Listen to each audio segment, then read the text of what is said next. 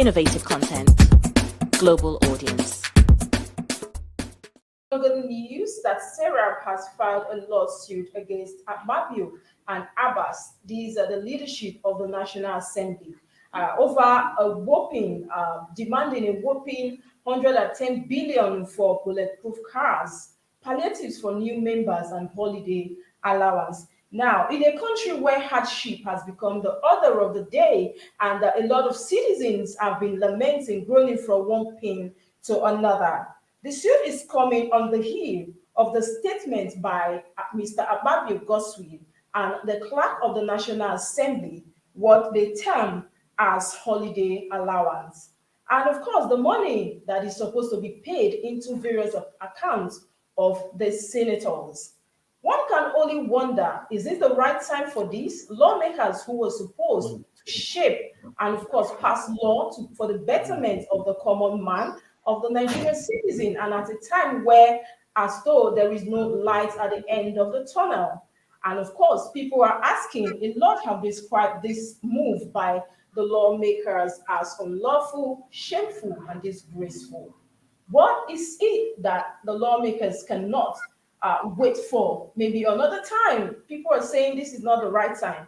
People are saying a country at the verge of breaking. Is this what that is important to the lawmakers? A whopping 110 billion for bulletproof cars, palliatives for new members, and holiday allowance. The question is, the lawmakers, are they supposed to be going for holidays at a time when, as though there is fire on the mountain? Anyway, I'll leave that for you to decide. This is Inside Nigeria. My name is Princess KESSY. I'm reaching you live from our SRTV studio here in London. I have with me my guest for today, a very wonderful person. I will call him political analyst, though I know he will say no to that, but I know he can do justice to this. Now, what's your take on this? You can always join us via the comment section as well. I have with me live on the studio, Prince Dennis PRESLEY, KOLA, OBROGO, JP. Good morning, sir. Morning, Kess. Thank you very much. It's my pleasure in your studio this morning.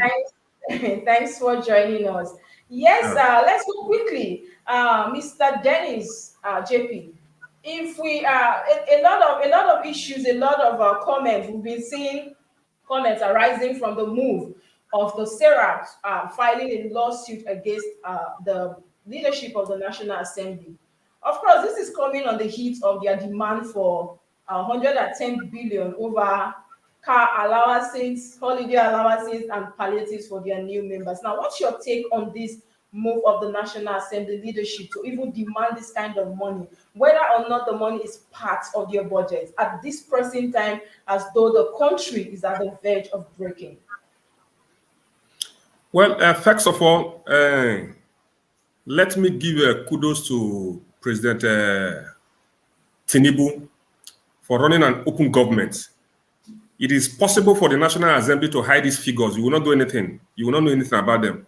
Then secondly, the cars they are talking about and their entitlement for furniture and so and so, it is their right. But the question is the timing. The timing at this particular time that Nigerians are suffering, we are looking for money to take care of the entire population who are suffering. The timing is quite wrong.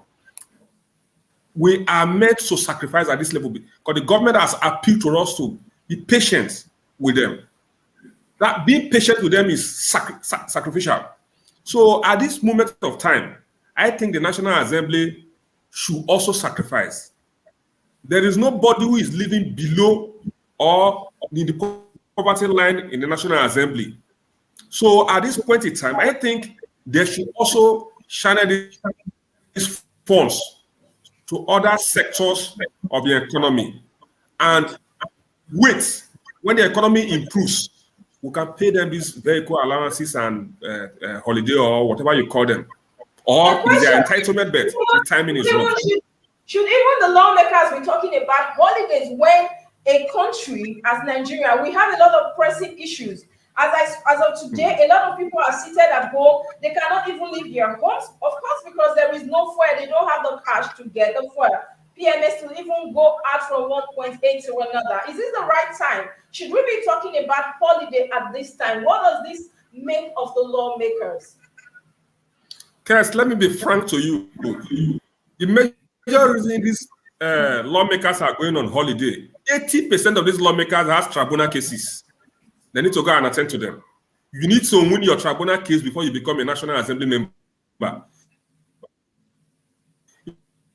If you don't win your case, you are going back home. So most of them, the reasons they are going for this break, I can tell you, for attend to their trial.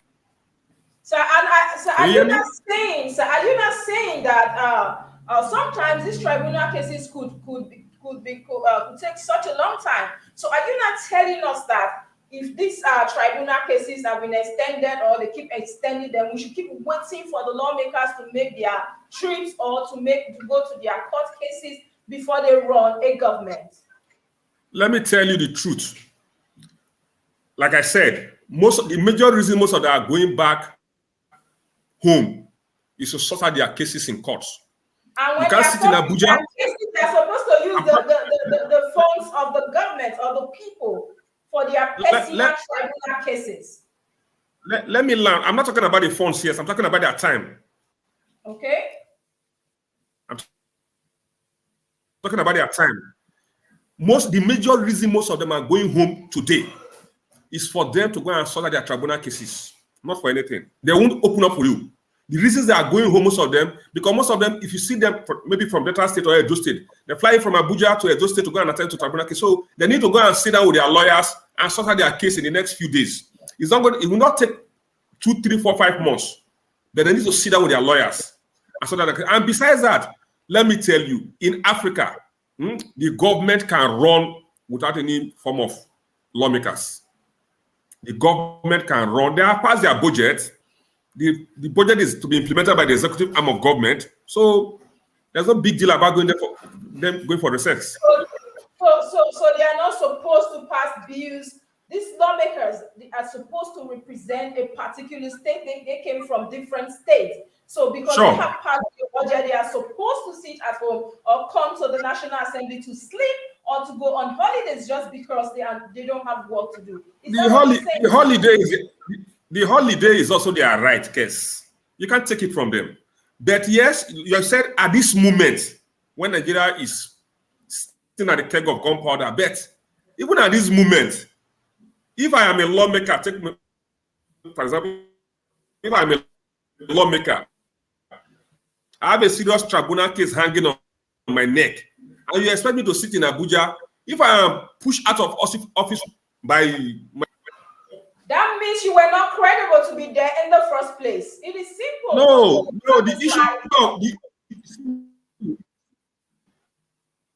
the issue of tribunal does not have anything to do with credibility. People go to tribunal if they lose election. It's a legal process. The people who lost elections, are they in Abuja? The answer is no. They are in their various houses attending to their tribunal cases. So these guys need a little space of time to attend to their tribunal cases, get apartment for themselves in Abuja, and you know there's no accommodation for them. So they need to settle down and fix other stuff. Okay, we're having a little network. Before they go back to work. Is kind of very slow, sir. So I'm not questioning. So, sir, in other words, you're saying the move of SRTV to file a lawsuit against the lawmakers is not justified.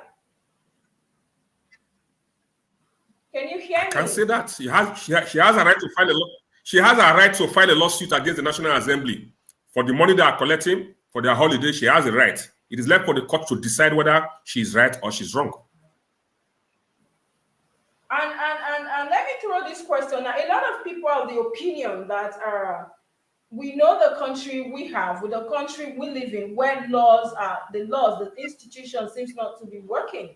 And a lot of people are of the opinion that the suit by SRTV to stop the National Assembly from receiving this money at this time might not even work, because these lawmakers sometimes live above the law. Now, what's your take on this? Let me tell you, Kess, first of all, if it is their right, the court cannot stop them. We're only saying in good conscience, the timing is wrong. In good conscience, the timing is wrong. If it is their right to collect XYZ, nobody can stop them. We're only saying in good conscience, at this particular time that we're into economic meltdown, they should wait a little bit, fix the economy before they can collect these monies. I don't know if it is their right, but I know they are entitled to official vehicle, they are entitled to furniture allowances, they are entitled to other allowances. I don't know the amount, but if it is their right, you can't stop them. We're only saying in good conscience, the timing is wrong. All right, now let's even move away from that. Let's look at the amount critically. Now, is this amount justifiable? Well, I don't want to make some silly comments here. One, I don't know how much their car cost. I don't know how much their furniture allowance cost. I don't know how much their maybe accommodation cost. I don't know this cost. But they are in line with the Federal Revenue Fiscal Commission. They determine these allowances. And I know very well that nobody, no normal lawmaker will go beyond that boundary.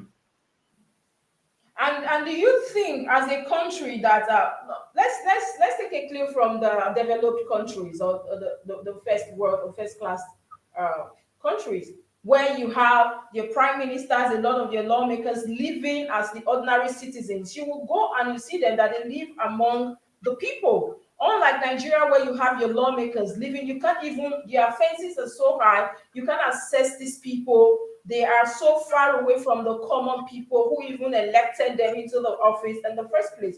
Now, what's your take on this? Is the same thing we're talking about. Is this amount, the lifestyle, they live their life, this extravagant lifestyle on the people. Now, is this justifiable, sir?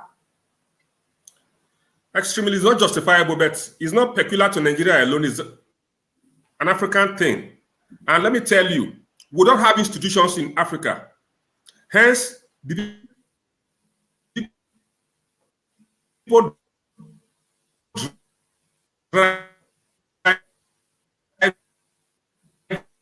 okay, we have a little bit of network issue there. I think he's having issues with his network.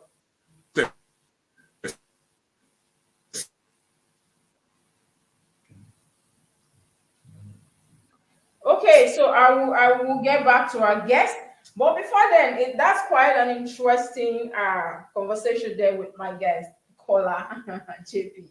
It's quite interesting to know that when you go to other developed countries, I am not in Nigeria as we speak. In the West. Okay, I think we'll still having issues. What high institutions.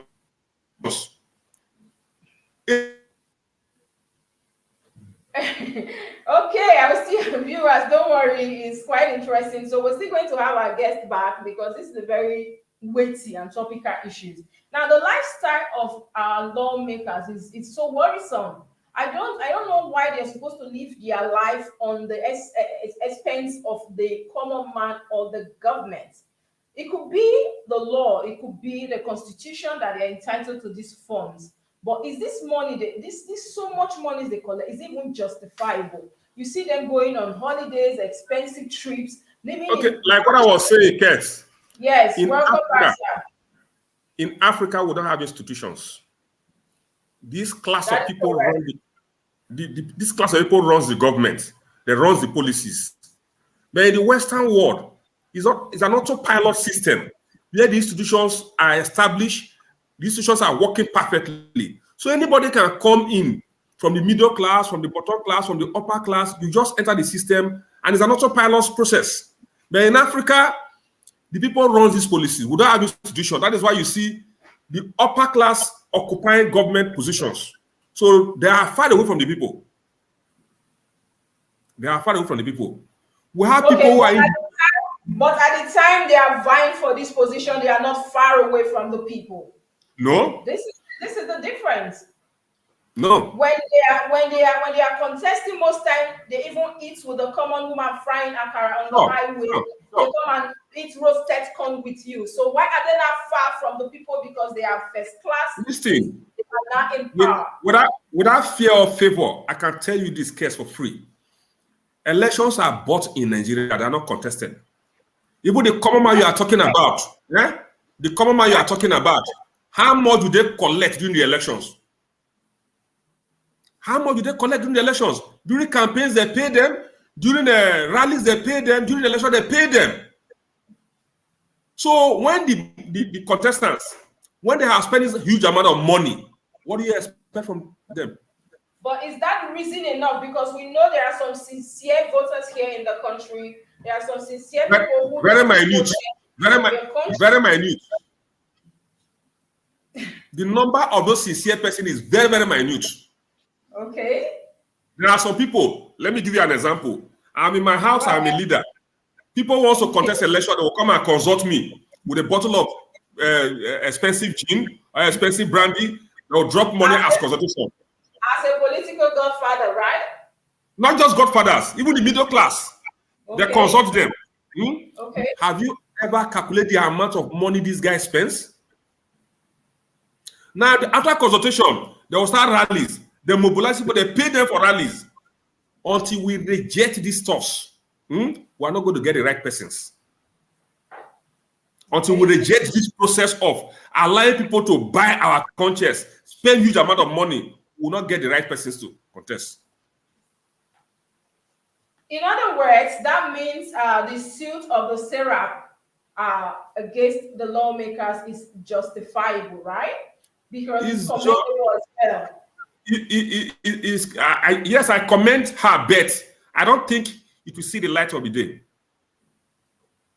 I was going to ask you that question anyway, because a lot of viewers, a lot of people have been saying that this is Nigeria like what we're used to. We know that this is not going to stop the lawmakers. I was going to ask you, do you even think that this lawsuit is going to stop the lawmakers from receiving this money or still getting this money? In a country where it seems though that institutions, like you rightly said, are not working very well. Like I said, one, I don't know how much they are entitled to. Secondly, if what they are collecting is within the boundaries of their entitlement, the SRTV cannot stop them. The court cannot stop them. Then secondly, their holidays, if they are entitled to holidays, SRTV cannot stop them. We're only saying, in good conscience, at this time, let us sacrifice.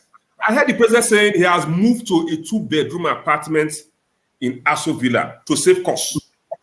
If that is true, it then means everybody should sacrifice, because even me, I'm sacrificing today. That I'm buying fuel for 700 naira, 700 naira. It's a sacrifice. Don't eat 3 square meals anymore because they just want the betterment of the country. Why is it now lawmakers want this huge, whopping amount of money for holiday allowances and even bulletproof cars? Why are they hiding from the people, the populists who actually voted for them? What I think, Kess, what I think you should have done by now is to break it down to see how much each lawmaker collects from that huge amount of money. If it is significant, or if it is okay for them, yes, it's good. What was saying right now? Yes, what was saying right now is that now the amount these lawmakers are taking home on daily, monthly basis, the allowances, their salaries, compared to developed country, it's something that is not commendable, because a lot of Nigerians are saying I disagree with you. This amount should be reviewed because you know that. Yes. Go ahead, sir. Yes, I disagree with you. We don't even know how much they collect. The Western world, we don't even know how much they collect. So until we get this analysis right, you cannot condemn them. The councillor here collects 300K. How much is that in dollars?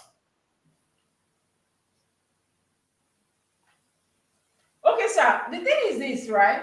We put the focus on the National Assembly today, right? Yeah. Not we'll go down maybe later to the state level. We know that the lawmakers, the amount of each car they drive, let's even go there. Let's give the amount, their salary, the allowances for cars alone, for housing alone, which the normal Nigeria, the normal working class or civil servant, how much? Okay, let's compare the salary of a civil servant here working in Abuja, for instance, that is any maybe 80,000, 70-something thousand, highest maybe 200 or 150. Compare their car allowance alone. That is what we're saying, sir. Yes, even in the civil service, the disparity in the salary is even condemnable. I don't see any reason why a medical doctor will be receiving about 300,000 naira minimum wage and a teacher receiving about 40,000 naira minimum wage. What is the disparity for? The minimum wage you talked about is even my concern. I was going to take you to that as well. Where a country that the fuel, we're saying, we know that labor has even gone on a major protest, which the federal government also filed a suit against them, saying that that protest was illegal. And at the end of the day, yes, this work, labor is the mouthpiece of the workers, the Nigerian workers, and the people. No, government workers, not the mouthpiece of the Nigerian workers, government workers only. Government workers because only. There is disparity in government workers' salary and the private sector salary. We have medical doctors who owns their private hospital. They collect minimum wage of about 300,000 naira a month. But in their private hospital, they pay nurses 10,000 naira, 20,000 naira. So you can see the disparity. That is why I say we don't have proper systems. Our systems are not working. Our institutions are not working. If you say minimum wage, it should be across board. To the private sector, to the person selling in the hotel, to government worker, the minimum wage should cut across board because we go to the same market. So what the labor are doing is for government workers only. What about the other private sector workers? We need to sit down and draw up a holistic arrangement for workers in this country. And I remember I had an interview with the head of Information Nigeria Labour Congress, who did say when I asked this question that of course they are working towards this inclusion to carry the private sectors along, because we did say the first time the fuel was increased that now labor, you are fighting for government workers. What about the private workers, the sectors, the people who have no one to speak for them? And they did agree with us and assured Nigerians that there's going to be an inclusion at the end of the day. But we are still looking at end of which day? End of the day, end of discussion, end of resolution with the government, whatever they are putting up there. You like tomorrow. I don't know the meetings. They have been having a lot of behind closed door meetings with the government. But tomorrow we'll see the outcome of all this meeting, because they are supposed. I had him on my last Inside Nigeria last week, the head of Nigerian Labour Congress, Comrade Benson, and he did say that if these demands are not met before on the 14th of August, they are going to embark on a major shutdown. So let us wait. Yes, the demands are not holistic. Like I told you, the percentage of government workers compared to private workers is much. So when you are negotiating, you should come out with a structured salary system that cut across board, so that the man you employ in your shop should earn a minimum wage, pay tax. The man you employ in your private hospital should earn a minimum wage, because you are earning a minimum wage in the government sector. If we have a minimum wage across board, it will solve most of these problems. That is true. Now, let's even look at, let me bring you back to this fuel subsidy removal. And we've seen, like you did say, you are making sacrifices yourself. And every single Nigerian, this is not a thing for the middle class, the high class, or the low class. I think everybody is actually feeling this heat. Now, what do you think is the way forward at this point in time? Well, I've been advocating for fuel subsidy removal for the past 10 years. Why? The truth of the matter is this. Let me tell you, I have studied about this fuel subsidy for a very long time. This is how it works. Nigeria, they say that the oil marketers, or how do you call them, they import about 60 to 70 million liters of fuel to this country every day. Now, When they import, the landing cost, taxes, everything put together amounts to about 250 to 260 naira or 300 naira. Government now, or about 500 naira rather. So government has subsidized per liter for them, 250 to 300 naira per liter for them. The same marketers, after collecting this subsidy, they will take 40% of this product outside the country to go and sell. That is the effects corruption. Then the second one, how do we really know that they are really importing 70 million liters a day? They just crop up documents and collect this money. And let me tell you, it is difficult to track them because 80% of Nigerians can compromise. The man who is going to track them will compromise when they see the volume of money that is we're exchanging. So the best thing is to remove the subsidy. The question they are asking, the timing, they say the timing is wrong. The subsidy is what? Go to Dubai, go to other developed oil producing country. They spend their oil money in building their country. But in Nigeria, we spend our oil money in the past 30 years in subsidizing fuel for the upper class. Let me give you an example.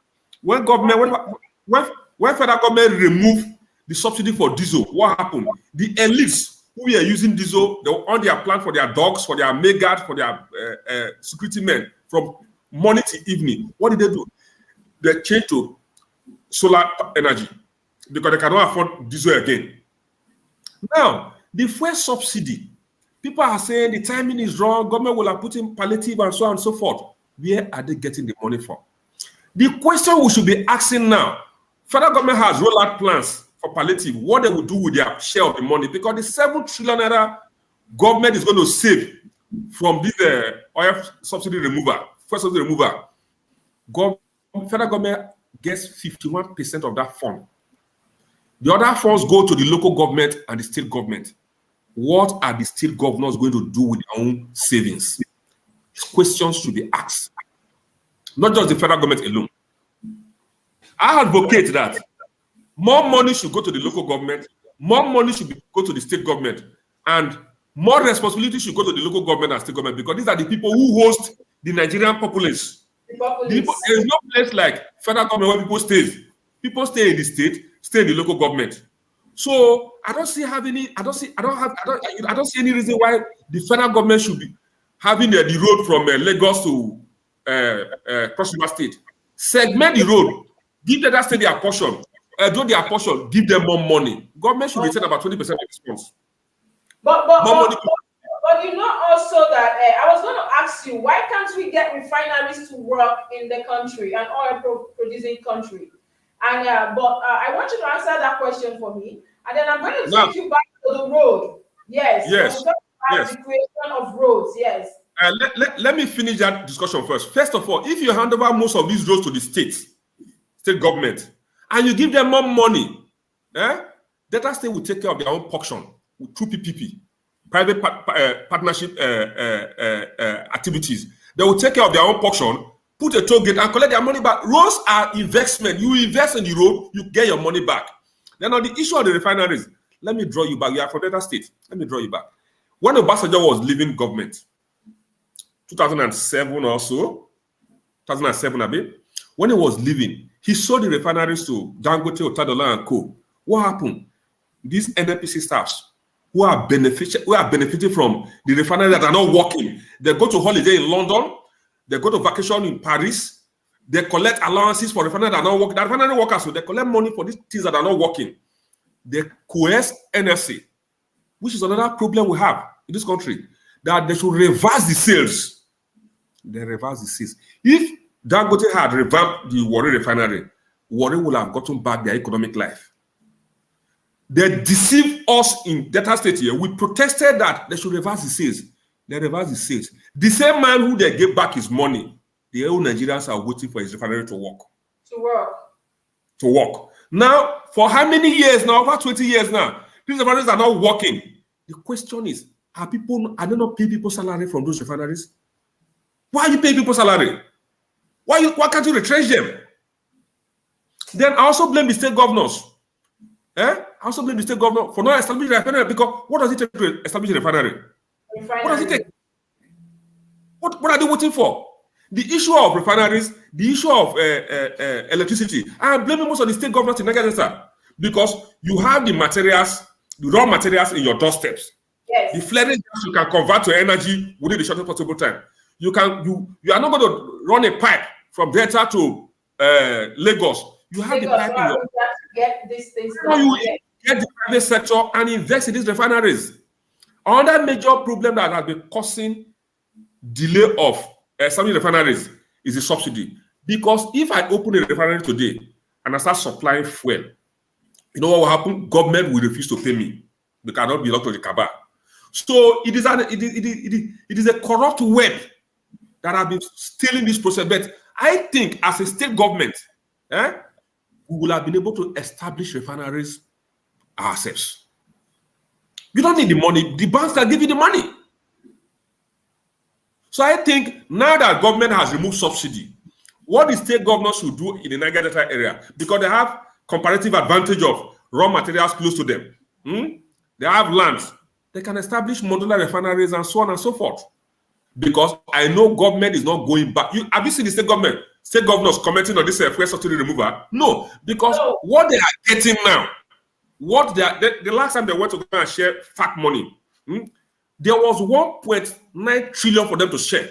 They said, okay, let us save for the rainy day. They share 900 billion naira and they have left 1 trillion naira. There is enough for them to share at the state and the local government level now because of the fuel subsidy removal. The question we should be asking now is that federal government has rolled out palliatives. What are the palliatives the state government are rolling out for? What are the palliatives the local government roll out?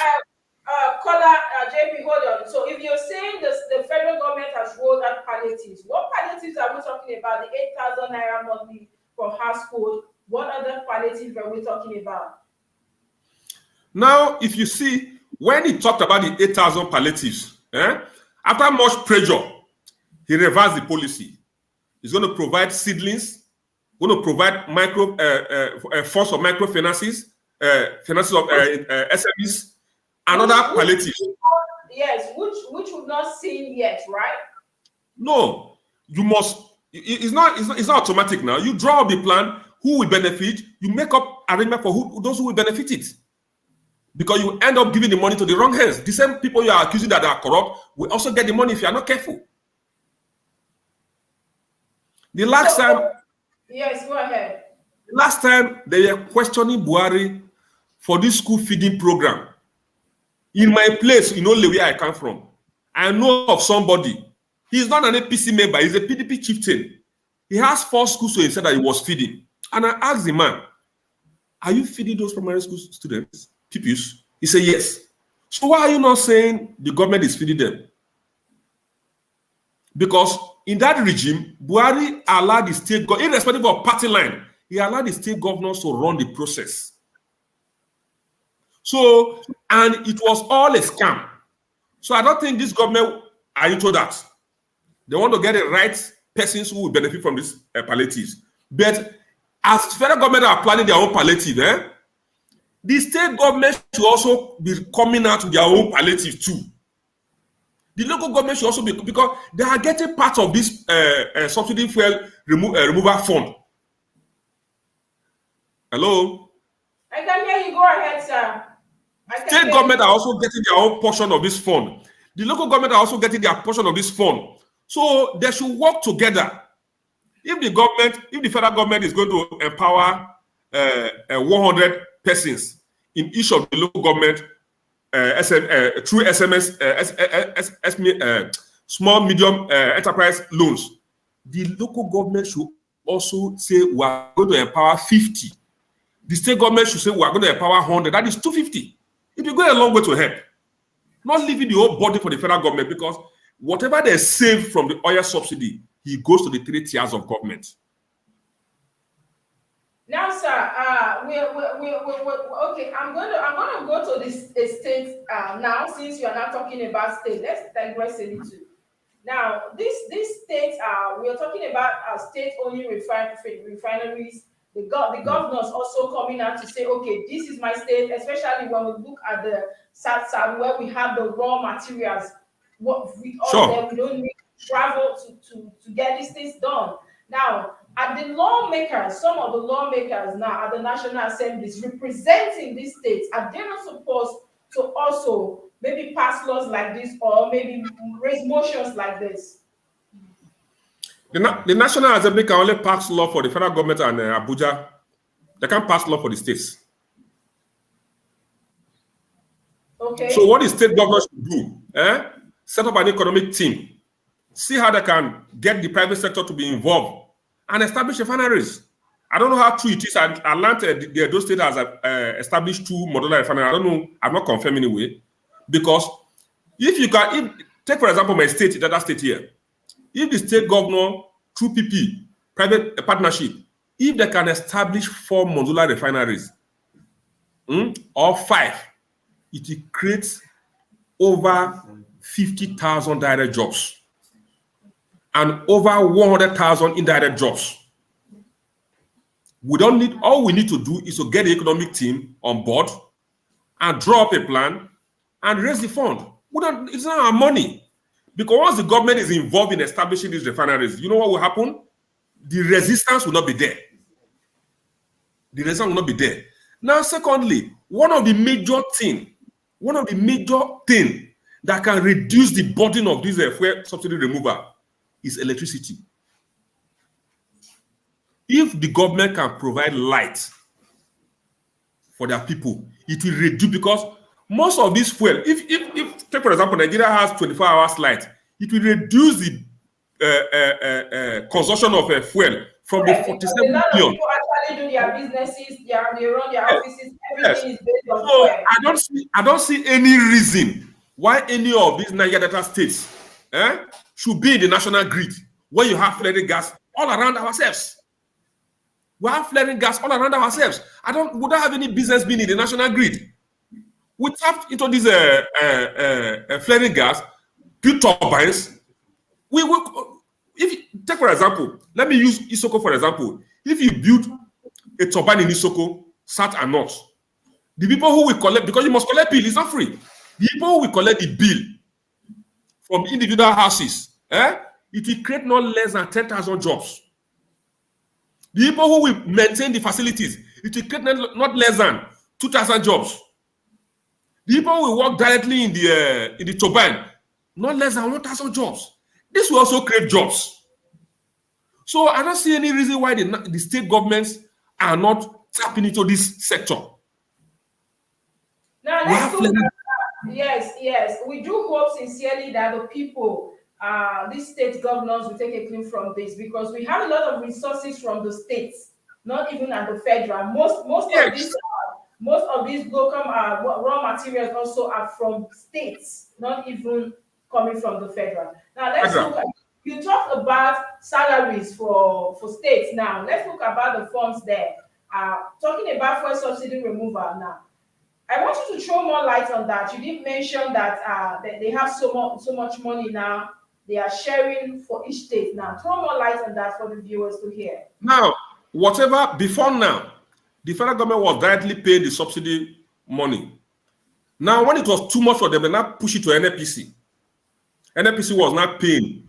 After paying the subsidy funds, the balance is what they sent to the FAC account. The FAC is where monies are shared. Once money gets to the FAC account, that is the federation account. That is where money is shared between the state government, federal government, and the local government.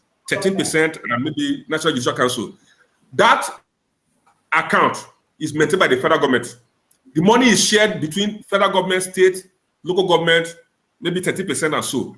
Now, with the removal of subsidy, there is more money going to that FAC account. By implication, there is more money going to the state, local government, and federal government. Because what they were spending less than about 800 billion, between 7 to 800 billion is subsidizing fuel in a month. That money is now going to a FAC account, which now goes to the state government and local government and federal government. That is why you see no governor is opposing the federal government in the fuel subsidy removal, because they are getting more funds. No governor is opposing the federal government that why must we remove fuel subsidy, because they are getting more funds. Now, we are holding only government accountable for the funds they are going to get. And this money is going to be shared into 3 tiers of government. My question is that more emphasis should move to the states, local government, and see how they were going to spend their money too. Because I was going to come to that question, that how sure are we, now that we know that the monies are now being shared between the national, the states, and the local government, how sure are we that this money are being put to use appropriately? How can we even monitor? What can we do to make sure that this money in as much as you are in the studio today discussing about federal government policies, how federal government spends their money, the same energy can be used in checkmating the state governments because they're getting more funds. I know very well that President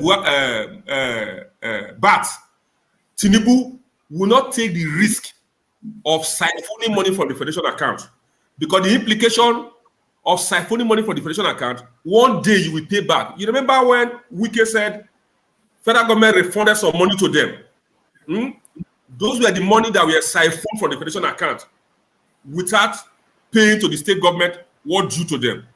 Now, everybody has got to that awareness. You know how much goes to FAC account. With your laptop, with your commissioner for finance, you can calculate what goes to your, what's coming to your state.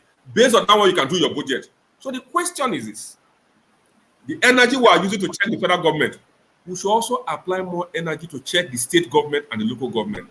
But my own take is that federal government should send more money to the state and local government. Because when you say Nigerians, we Nigerians, there is nobody staying in federal government territory. Everybody stays in a state or a local government. That is true. Yes, that is where the money should go to. I don't see any reason why federal government should hold 51% of these funds. 51% is too much for the federal government. Most of these responsibilities should go to the state and give them more money. If you give the state more money, definitely they will do well. Because the state governor in Delta State, if you allow him to manage the section of the road, this East-West road, he will not allow that road to be broken down when he has more money. But because it's a federal government roads, that is why they are not attending to them. Even when state government attends to federal government roads, to get the money back is very difficult. It's very difficult. So you don't expect the government to put every day be putting money in federal government roads and they will not get the money back. So the best thing, allow the state to take over these roads, give them more funds so that they can maintain their section of them, so that there will be competition among the states. If you are driving from Edo, when you meet bad road, when you get to Delta State, you meet good road. When you are leaving Delta State, you now say, when Delta State has good roads. Mr. JP, I want you to hold that thought. Now we'll go on a quick break here. It's a very interesting conversation this morning here in our studio. So don't go anywhere. We'll go on a quick break now. When we return, we'll continue with these discussions. Stay with us. Thank you very much. SRTV. Innovative content. Global audience. Hello, viewers. You're welcome back from that quick break. I'm still here with our guest this morning, Prince Dennis OBROGO JP. Of course, this is Inside Nigeria, where we bring you topical issues and very weighty issues bordering on not just Nigeria, but we, the people, ourselves. So well done. You've been doing justice this morning. So in other words, you're telling us that the state should not take up the responsibility of generating their own power, creating roads, and even state policing. No, not yet. Why? Hello? Go ahead. Can you hear me? Can you hear me, sir? I can hear you. Yes, you said not yet. I said why? The issue of the state police is not yet. Okay. It's a gradual process. What we need now is community policing, the vigilante system. Okay. If I'm asked for advice, what we need to do, if you create a turbine in Isoko here, we have light 24 hours. The next thing, people should pay for their security. Each home, if it is 1,000 naira, you hire 3-4 persons to monitor your street. Those vigilantes will work directly with the Nigeria police force. Let us start from there. They will not graduate to a state police. Because one of the problems we have here, KESSY, we expect government to provide everything for us. For us. We want government. Imagine we got to a level whereby people carry their waste to the main road. Government will carry the waste from us. It is the duty of the government to carry our waste. No. We drive from here, from Oleye to Asaba. We don't pay road tax. Like I told people, I said, well, government people we are arguing, government should continue to subsidize fuel. In the Western world, government subsidize other things for people. I say in Nigeria, government subsidize health, government subsidize education, government subsidize road, government pay for security and other things. So the burden of government is getting too much. The burden this burden is getting government can no longer continue. Do you know, JP? This topic. Apparently, we're going to have another segment of this discussion because we cannot even finish it today. But when we say the burden is too much on the government, it's still the same people, the same set of people. This money is meant for maybe road, meant for the health sector, and meant for even power. Some people have been sitting upon the. You said that yourself. On that until we sanitize the electoral process. You said that at the beginning of the show. Yeah, we're still going to remain at this circle of running around. Maybe that's what we are trying to get to. We need to create systems that work. We need to create institutions that work. If we don't do that, we'll just be running around a circle. Going front, coming. We need to create systems that work. The police system should be reformed to be seen to be working. We need to create the health sector to be seen to be working. We need to create the power sector should be working. Like I said, we have the Niger Delta state government has no business being in the national grid when they can generate their power themselves. It's an investment institution for them. So until we create these institutions, we cannot move forward. Government, like I said, are still maintaining what the government of Nigeria has subsidized are too many. People should start paying for road taxes. Okay. Yeah, people should start paying for road taxes. You should pay for your waste disposal. You want to dispose your waste, you pay. You don't expect government to come to your house and pick your waste. No. You don't drive. You drive your convoy from Ugele to. You drive your trucks. Dangote drive trucks from Takpe to Delta State and destroy our road. It does not pay road tax. It doesn't work that way. People should pay for using government facilities. Okay, so you think that anyway, like you, as I said, this discussion is very, very topical and is waiting. This is something actually that has to do with every single Nigerian. We're talking about our well-being. We're talking about the roads which we all apply. We're talking about the power sector, which everybody in Nigeria needs electricity. And then we talk about maybe the health sector and all that is involved, that is involving all of us. But sir, when we talk about road tax, how can people pay road tax and then you still get to a checkpoint they're supposed to do their job and sometimes they demand for money? These are some of the Who demand for money? Who demand for money? A lot of people, let's not even go into that one, Mr. KOLA, but you know that a lot of people do a lot of security agents on the highway. I am a traveler. Yes, I can hear you. Yes. Go ahead. I travel at least 3 times a week to Asaba. Okay. I have a customized number. Okay. But my vehicle papers. Maybe that's why they don't. No, excuse me.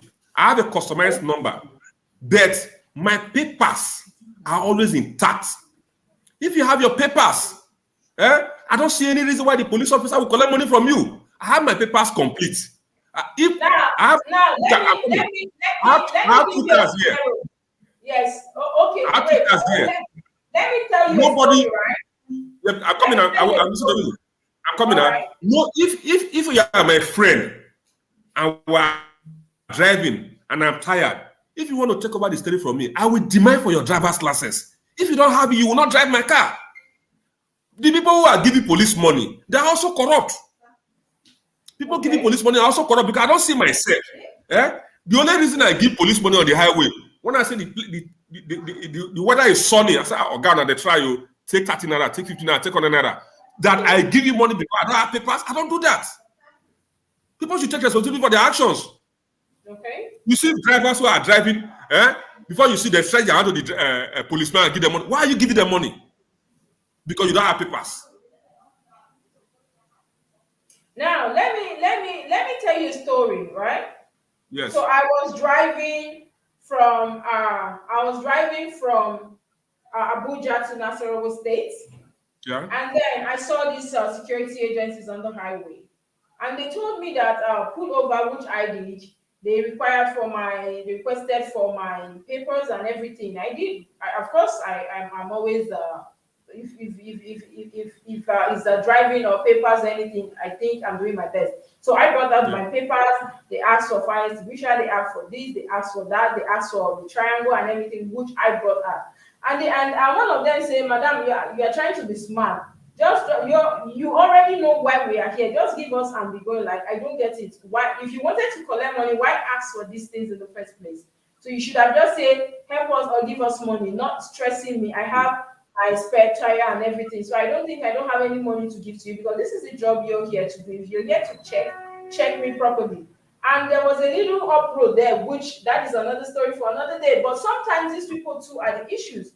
Meanwhile, when we talk about the focus today is even the National Assembly, and we know that they are taking salaries around 100 million a month. About there, it's which not, I'm not. It's not 100 million a month. Now do your findings. Yes, it's not 200. Nobody collects 100 million a month, Kess. It's not possible. Okay, that is why I said we're going to have another segment of this show with you, Mr. KOLA, to make sure available. Yes, to make sure that we have a conclusion of this. But because of time, of course, we're going to let you go today. Before they get your figures right. And you to get your figures right, sir. Because we're going to have a serious discussion as regarding to this. Well, thank you so much for being on our show today, Inside Nigeria. We heard from Mr. KOLA. I think the state governors, the states should start working. They should sit up. We can't leave everything for federal government. Yes. Sometimes you have to know that this is our state. Let's focus on the state. And since like he did say, we don't have a national that all of us were going there. This is where we are, the national. But the state belongs to you and us. Can we stay? Yes, let's focus more on the state. Just maybe that will bring the much needed change we need as a people and a country. Well, thank you, viewers. I've been on the show with Prince Dennis, PRESLEY, KOLA, OBROGO, JP. Thank you so much for doing justice today. We appreciate your time this morning. Well, viewers, I'm going to see you again on this show next week with another interesting topic, or just maybe a part 2 of this with our very guest today, Prince KOLA Dennis. But before then, remember that peace is priceless. So as a people, let's give peace a chance. Let's give your neighbors and be caring. What you don't know what people are going. People are going through a lot. Please try and be nice to people when you go out there, because we are going through a lot. Do have yourself a very beautiful day, and remember to stay hydrated. I remain your student. SRTV. Innovative content.